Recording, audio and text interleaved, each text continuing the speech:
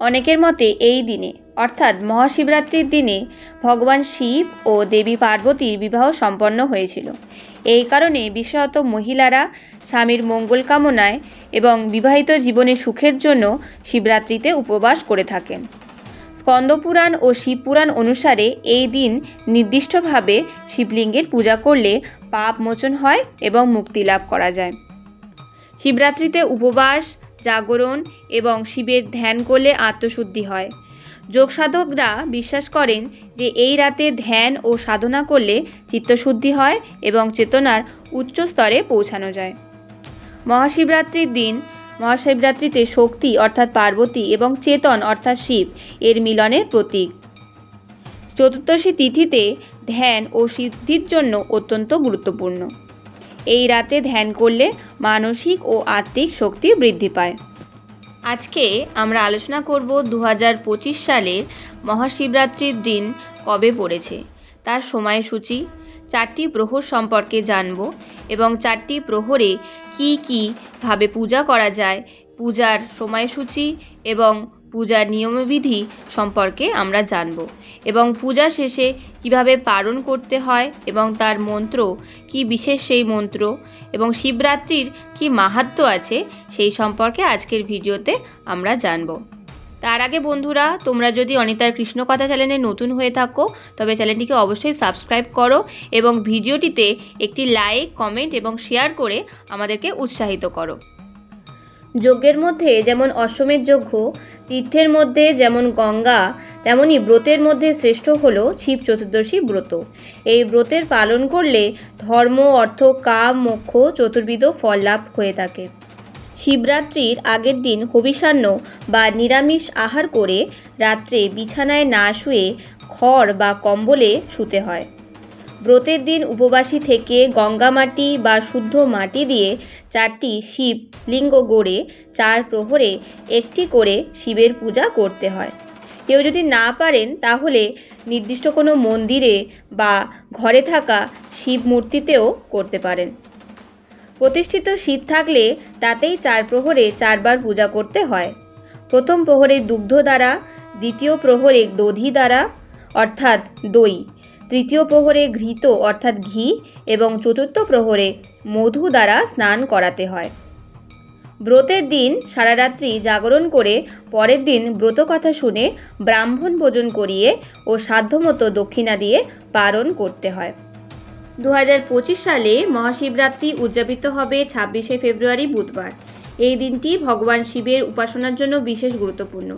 তিথি শুরু হবে 26শে ফেব্রুয়ারি সকাল 9:42 এবং শেষ হবে 27শে ফেব্রুয়ারি অর্থাৎ বৃহস্পতিবার সকাল 8:31। 2025 সালে মহাশিবরাত্রি উদযাপিত হবে 26শে ফেব্রুয়ারি বুধবার। শাস্ত্র অনুসারে এই দিনটি ভগবান শিবের আরাধনার জন্য বিশেষ গুরুত্বপূর্ণ। মহাশিবরাত্রির পূজা সাধারণত 4 প্রহরে বিভক্ত থাকে। প্রতিটি প্রহরের নির্দিষ্ট সময়সূচি রয়েছে। মহাশিবরাত্রি 2025-এর পূজার সময়সূচি: প্রথম প্রহর সন্ধ্যা 6:19 থেকে রাত 9:26 পর্যন্ত। দ্বিতীয় প্রহর রাত 9:26 থেকে মধ্যরাত 12:34 পর্যন্ত। তৃতীয় প্রহর মধ্যরাত 12:34 থেকে ভোর 3:41 পর্যন্ত এবং চতুর্থ প্রহর ভোর 3:41 থেকে সকাল 6:48 পর্যন্ত। এই দিন ভক্তরা নিজেদের সাধ্য অনুযায়ী বিভিন্ন ধরনের উপবাস করে থাকে। কেউ নির্জল উপবাস করে থাকে, সারাদিন জল ছাড়াই উপবাস পালন করে। শুধুমাত্র পরের দিন ব্রাহ্মণের সেবা ও পূজা করে উপবাস ভঙ্গ করা হয়। কেউ বা ফলাহার করে থাকে, দুধ, ফল বা গঙ্গাজল গ্রহণ করে থাকে। আবার কেউ নিরামিষ বা সাত্ত্বিক আহার করেও থাকে। গঙ্গাজল, দুধ, দই, ঘি, মধু ও চিনি দিয়ে শিবলিঙ্গ স্নান করান। 3টি বেলপাতা একসঙ্গে রেখে নিবেদন করুন। শিবলিঙ্গে ধুতরা, আকন্দ ফুল ও চন্দন লাগান। ধূপ ও প্রদীপ জ্বালিয়ে শিবের সামনে রাখুন।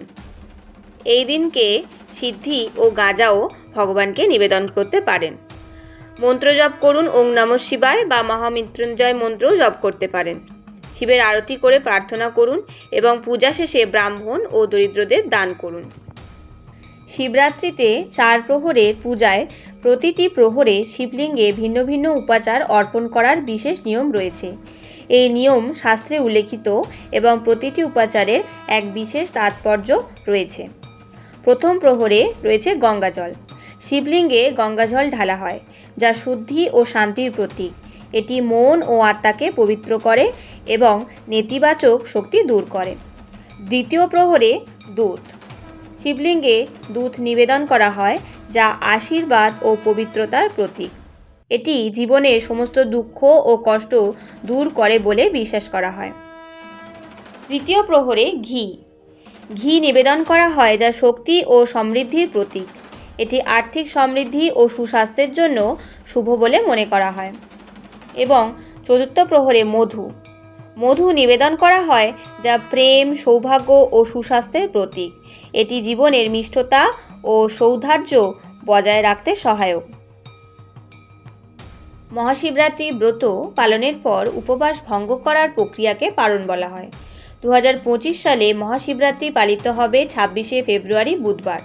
পারণের সময় নির্ধারণ করা হয় চতুর্দশী তিথির সমাপ্তি এবং পরবর্তী প্রহরের ভিত্তিতে।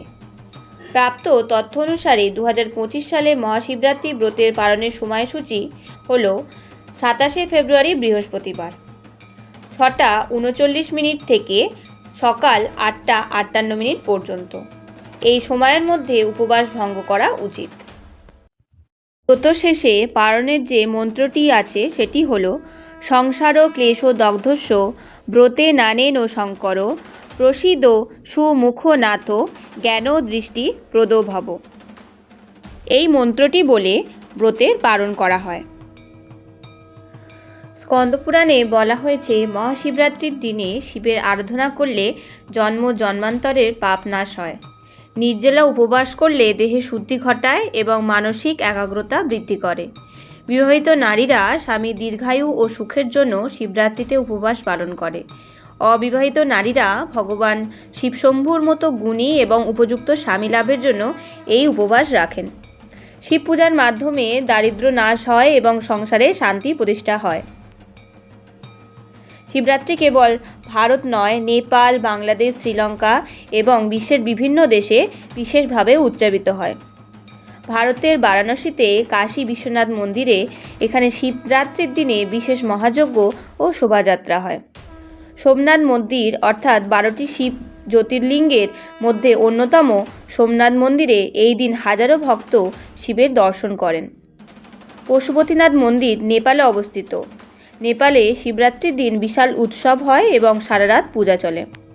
শিবরাত্রি শুধুমাত্র পূজার দিন নয়, এটি আত্মশুদ্ধি, মোক্ষ এবং শিবের চেতনায় আত্মার মিলনের এক শুভ মুহূর্ত। এই দিন সারা রাত জেগে শিবের নাম জপ ও ধ্যান করলে জীবনের সাফল্য ও শিবের আশীর্বাদ লাভ করা যায়। বন্ধুরা, আশা করব তোমাদের ভিডিওটি ভালো লেগেছে। আবারও ফিরবো এরকম একটি ভিডিও নিয়ে।